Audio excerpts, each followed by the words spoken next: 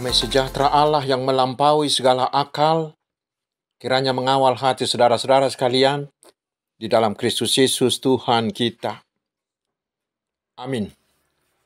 Selamat Paskah saudaraku, bagaimana kabar? Pasti semuanya dalam keadaan sukacita karena Tuhan kita Yesus Kristus benar-benar telah bangkit. Dan Tuhan akan menyapa kita di pesta Paskah pertama ini dengan firman-Nya yang tertulis di Injil Lukas pasal 24 ayat yang pertama hingga ayat 12. Saya bacakan untuk kita. Tetapi pagi-pagi benar, pada hari pertama minggu itu, mereka pergi ke kubur membawa rempah-rempah yang telah disediakan mereka. Mereka mendapati batu sudah terguling dari kubur itu. Dan setelah masuk, mereka tidak menemukan mayat Tuhan Yesus. Sementara mereka berdiri termangu-mangu karena hal itu, tiba-tiba ada 2 orang berdiri dekat mereka memakai pakaian yang berkilau-kilauan. Mereka sangat ketakutan dan menundukkan kepala. Tetapi kedua orang itu berkata kepada mereka, "Mengapa kamu mencari Dia yang hidup di antara orang mati? Ia tidak ada di sini. Ia telah bangkit. Ingatlah apa yang dikatakannya kepada kamu ketika ia masih di Galilea, yaitu bahwa Anak Manusia harus diserahkan ke tangan orang-orang berdosa dan disalibkan dan akan bangkit pada hari yang ketiga." Maka teringatlah mereka akan perkataan Yesus itu. Dan setelah mereka kembali dari kubur, mereka menceritakan semuanya itu kepada ke-11 murid dan kepada semua saudara yang lain. Perempuan-perempuan itu ialah Maria dari Magdala dan Yohana dan Maria ibu Yakobus. Dan perempuan-perempuan lain juga yang bersama-sama dengan mereka memberitahukannya kepada rasul-rasul. Tetapi bagi mereka, perkataan-perkataan itu seakan-akan omong kosong dan mereka tidak percaya kepada perempuan-perempuan itu. Sungguh pun demikian, Petrus bangun. Lalu cepat-cepat pergi ke kubur itu. Ketika ia menjenguk ke dalam, ia melihat hanya kain kapan saja. Lalu ia pergi dan ia bertanya dalam hatinya, apa yang kiranya telah terjadi. Demikian firman Tuhan. Saudaraku yang dikasihi Tuhan Yesus Kristus, di pengakuan iman rasuli kita dikatakan bahwa Tuhan Yesus itu mati dan dikuburkan. Pertanyaannya, mengapa harus mati dan dikuburkan? Yaitu supaya Tuhan Yesus langsung berhadapan dengan iblis di markas besarnya. Karena kita tahu upah dosa adalah kematian. Dan markas besarnya kematian itu adalah kuburan. Di sanalah Tuhan Yesus berperang lalu mengalahkan si iblis. Karena Yesus bangkit, iblis KO, dan Yesus keluar dengan kemenangan. Saudaraku, itulah sorak-sorai kita di hari Paskah ini. Yesus bangkit. Dia benar-benar bangkit. Iblis, dosa, dan kematian yang adalah musuh utama dan musuh terakhir kita telah dikalahkan. Karena itulah sama seperti pemazmur di epistel tadi. Kita harus berseru-seru, "Pujilah Tuhan, hai jiwaku." Saudaraku, karena itulah kebangkitan menjadi sentral bagi kepercayaan kita. Karena tanpa kebangkitan tidak ada iman. Di atas kebangkitan Yesus itulah iman kita dibangun. Gereja adalah karena kebangkitan Yesus. Kebangkitan Yesus memberi kita kepastian akan keselamatan kita. Bahwa hidup kita bukan lagi berakhir di kematian atau di kuburan. Tetapi bila kita percaya kepada Yesus, kita kelak akan dibangkitkan dan menerima hidup kekal bersama Allah di sorga. Maaf, bila saya berulang-ulang meyakinkan kita bahwa itulah keunggulan agama kita dari agama-agama lain. Tidak ada kepastian keselamatan sepasti itu selain di dalam kebangkitan Tuhan Yesus. Karena itulah kita harus merayakannya dengan sukacita. Dan biarlah perayaan kebangkitan Yesus ini semakin memantapkan langkah kita menjalani kehidupan ini. Karena sesudah Yesus bangkit, bagi kita tersedia masa depan yang sangat luar biasa. Sehingga biarpun di dunia ini kita akan mengalami banyak penderitaan atau pergumulan atau kegagalan, tetapi hari ini Yesus mengatakan, "Aku telah menang, kamu pun harus menang. Kamu harus menjadi pemenang." Mari saudaraku, hadapilah masa depan yang penuh tantangan ini bersama Yesus yang bangkit dan menang. Saudaraku yang kekasih, peristiwa kebangkitan di Nats ini mempertontonkan kepada kita bagaimana manusia harus menghadapi masalah. Bila kita membaca paralel dari perikop ini di Injil Markus, dikatakan bahwa ketika murid-murid perempuan berjalan menuju kuburan, sebuah pergumulan muncul. Siapakah yang akan menggulingkan batu itu? Karena mereka lemah. Mereka adalah perempuan. Sementara batu penutup kubur Yesus itu sangat besar, berat sekali. Ditambah lagi, batu itu disegel dan dijaga lagi oleh tentara. Mengurus izin untuk membukanya harus melalui birokrasi yang panjang dan pasti mahal juga. Itu yang membuat mereka menjadi gelisah dengan mengatakan, siapa yang akan menggulingkan batu itu? Bagi mereka itu mustahil. Tidak mungkin, impossible. Itulah kesimpulan mereka. Namun saudaraku, ada yang menarik di sini. Karena walau tidak mungkin, tetapi mereka terus berjalan hingga mereka dekat. Dan di sanalah mereka melihat kenyataan lain.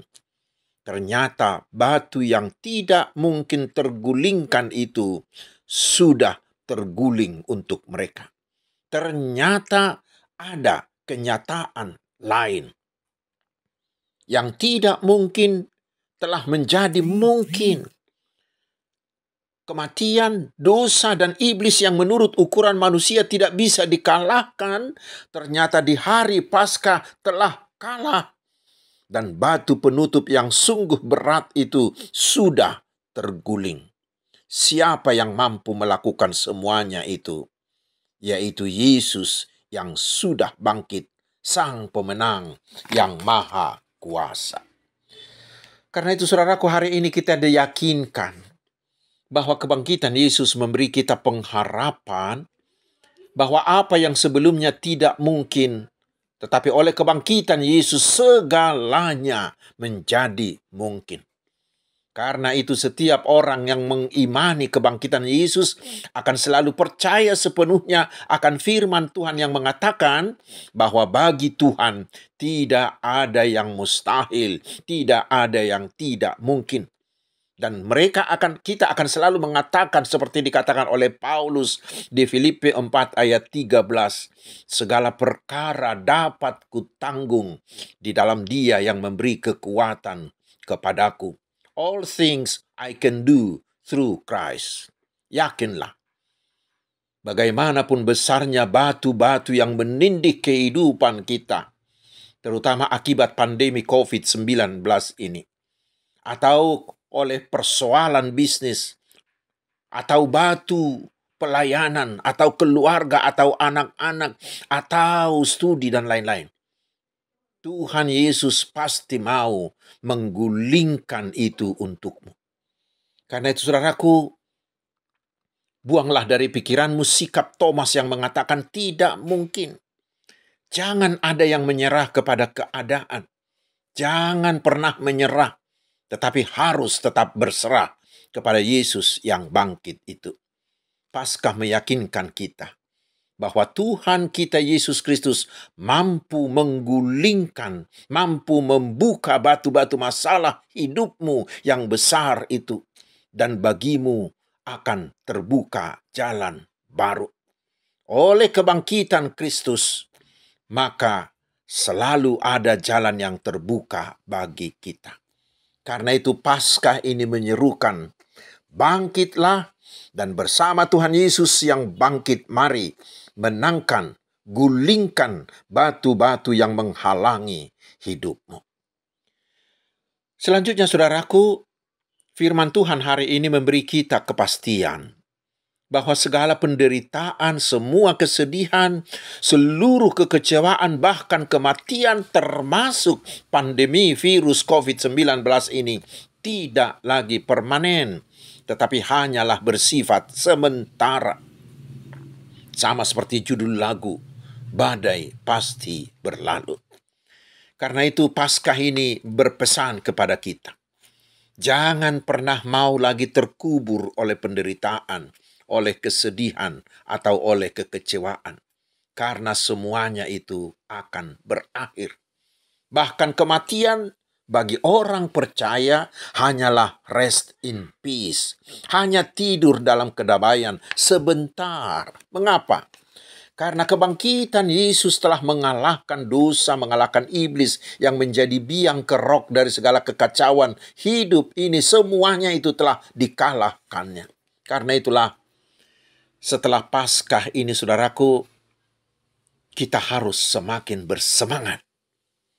Saudara-saudaraku yang sedang bersedih, yang sedang sakit, yang bisnisnya atau usahanya mengalami kemunduran, atau yang kehilangan pekerjaan karena pandemi COVID ini, atau kehilangan orang yang menjadi tumpuan keluarga selama ini. Hari ini Tuhan mengatakan jangan galau, jangan putus asa, tetapi mari tegakkan kepalamu. Semuanya itu tidak permanen, tidak menetap. Karena Tuhan Yesus yang bangkit akan segera datang menolongmu. Tetapi saudaraku, di zaman kita sekarang banyak orang yang sudah mengalami kematian tanda kutip, walaupun dia masih hidup. Banyak orang di sekitar kita yang berteriak, untuk apa lagi saya hidup? Itu semuanya terjadi karena batu pergumulan yang begitu berat menindih.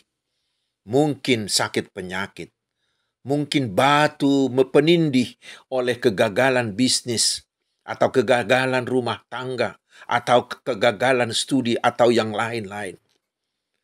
Sama seperti murid-murid Yesus yang rupanya ikut mati dengan Yesus yang sudah dikubur, lalu mereka bersembunyi ketakutan. Dan tidak sedikit orang yang merasa mati dan bersembunyi ketakutan karena masalah hidupnya yang begitu berat, dan mereka berteriak, untuk apa lagi saya hidup? Saudaraku, bila di antara kita ada yang mengalami hal seperti itu, mari imanilah, hidupilah bahwa Yesus benar-benar telah bangkit untukmu. Dan kuasa kebangkitannya itu akan diberikan kepada kita sehingga kita memiliki kemampuan untuk menggulingkan, untuk mengalahkan semua batu-batu penghalang dan batu kesulitan kita. Yakin dengan itu, saudaraku. Sekarang yang terakhir. Paskah atau kebangkitan Yesus menampakkan dengan terang benderang betapa berharganya hidup ini. Bayangkan, seorang anak Allah mau mati. Nyawa seorang anak Allah diberikan, dikorbankan agar kita hidup. Itu menunjukkan betapa berharganya hidupmu bagi Tuhan. Dan itulah misi kedatangan Tuhan Yesus seperti kita bisa baca di Yohanes 10 ayat 10b. Di sana Yesus mengatakan, aku datang supaya mereka mempunyai hidup dan mempunyainya dalam segala kelimpahan. Karena itu saudaraku, pesta Paskah sesungguhnya adalah pesta kehidupan. Karena dengan kebangkitan Yesus, hidup sejati kita sebagai ciptaan Tuhan yang sempat dipenjarakan oleh iblis akibat dosa kita, sekarang dipulihkan Yesus melalui kebangkitannya. Sehingga oleh kebangkitan Yesus, kematian bukan lagi sesuatu yang harus ditakuti, tetapi sudah menjadi pintu gerbang memasuki kehidupan kekal, hidup yang sejati kita. Karena itu saudaraku, Paskah ini mengajak kita pertama, mari hargailah hidupmu. Karena Yesus menebusnya dengan harga yang sangat mahal, seharga darahnya sendiri. Viktor Frankl pernah mengatakan begini, orang yang bisa mempertahankan hidup yang bermartabat hanyalah mereka yang mengerti betapa bernilainya hidupnya. Karena itu jangan ada lagi kita yang merusak diri kita sendiri dengan mengabaikan protokol kesehatan sehingga tertular, bahkan menjadi penular COVID-19 bagi orang lain. Jangan ada lagi yang menggunakan narkoba, yang makan sembarangan, atau yang memiliki kuatir yang berlebihan dan lain-lain. Tetapi hargailah hidupmu, karena Tuhan Yesus menghargainya. Dan yang kedua, mari saudaraku, hargailah hidup orang lain. Bila kita sudah menjadi murid Yesus, teladanilah Yesus yang mau memberi hidupnya untuk menghidupkan orang lain, bukan sebaliknya. Mari, lestarikanlah alam semesta agar menjadi tempat yang penuh damai sejahtera bagi semua kita dan keturunan kita. Dan kasihilah sesamamu manusia. Paus Benediktus XVI pernah mengatakan, setiap orang Kristen harus terus berjuang dan berkarya untuk membawa kehidupan bagi semua orang. Jangan ada satu orang pun yang menjadi alat-alat kematian, tetapi jadilah murid Yesus, pembawa kehidupan bagi semua. Selamat Hari Paskah, saudaraku. Amin. Mari kita berdoa. Ya Tuhan, hari ini kami sungguh-sungguh bersuka cita karena Yesus benar-benar telah bangkit, sehingga bagi kami yang percaya kepadanya ada kebangkitan kelak, dan kami akan memiliki hidup kekal. Dengan kebangkitannya kami akan mantap menapaki hari-hari kami ke depan untuk memenangkan semua pergumulan dan penderitaan kami. Bersama Yesus yang telah menang, kami akan memenangkan, kami akan menggulingkan batu-batu kesulitan kami, dan kami akan menghargai hidup kami dan hidup orang lain. Ya Tuhan, berkatilah kami umat-Mu ini, baik dalam pekerjaan kami, dalam keluarga, dalam semua aktivitas kami setiap hari. Kuatkan iman percaya kami, sehingga setiap detik kehidupan kami hanya untuk memuliakan nama-Mu dan menjadi berkat bagi sesama kami. Ya Tuhan, berkatilah seluruh umat-Mu dan seluruh gereja-Mu di seluruh dunia ini. Biarlah oleh kuasa Roh Kudus-Mu, Engkau tambah-tambahkan jumlah orang yang percaya kepada kebangkitan Tuhan Yesus. Dan kuasailah hati semua umat-Mu, agar semakin hari semakin bersehati di dalam Yesus. Berkatilah bangsa dan negara kami. Berkatilah saudara-saudara kami yang melaksanakan ibadah puasa mereka. Biarlah bulan Ramadan tahun ini semakin memperkokoh kesatuan dan toleransi kami sebagai sesama anak bangsa ini. Terpujilah nama-Mu Allah yang maha kuasa dan maha kasih, Allah yang adalah gembala kami, juga bukit batu dan perteduhan kami. Di dalam nama Tuhan Yesus yang telah bangkit, kami berdoa. Tuhan memberkati engkau dan melindungi engkau. Tuhan menyinari engkau dengan wajah-Nya dan memberi engkau kasih karunia. Tuhan menghadapkan wajah-Nya kepadamu dan memberi engkau damai sejahtera. Amin. Selamat Hari Paskah, saudaraku. Tetap ikuti, taati protokol kesehatan.